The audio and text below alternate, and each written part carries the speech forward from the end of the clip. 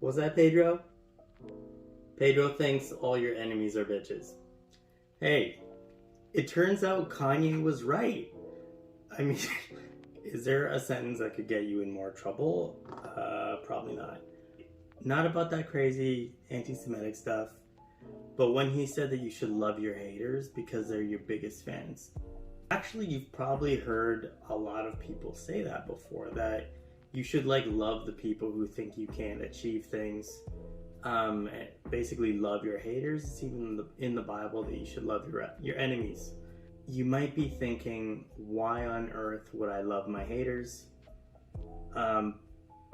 Before we get into that though, I need some tea.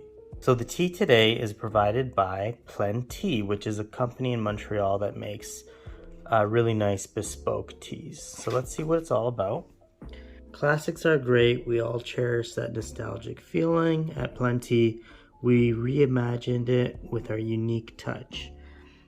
So this is a Lady Grey blend, and it is black tea with bergamot and lavender.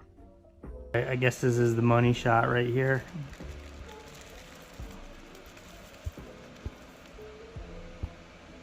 Fuck it.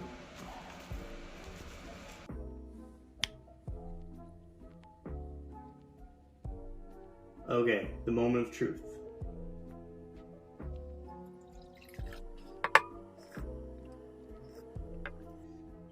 That tastes really good. I've never had lavender in my tea before, but that's something awesome I think people should try. So thanks again, Plenty. Okay, I want you to think right now of someone in your life.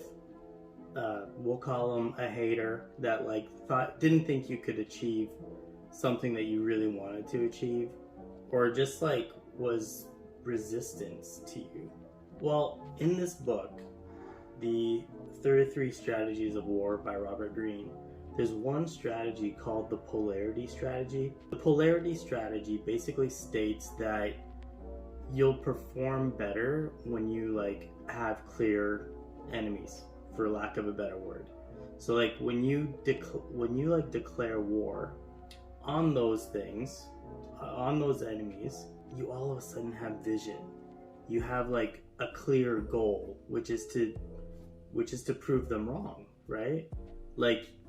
You have purpose all of a sudden. And so many great people were able to unite people against an enemy. And it's not always a human. It could be a discipline or a belief that people hold. Let's just say racism, for example, or for the Muslims, Muhammad was very against the polytheists, or the people who worshipped many gods. And really they were able to rally their forces behind that common enemy. It's that old phrase, the enemy of my enemy is my friend. Really, you should be grateful for enemies and haters, because they give you that resistance to try harder and to go further and to prove them wrong. That's just an interesting thought that I think you should consider, especially if you have people hating on you, or people who don't think you can do things that you want to do.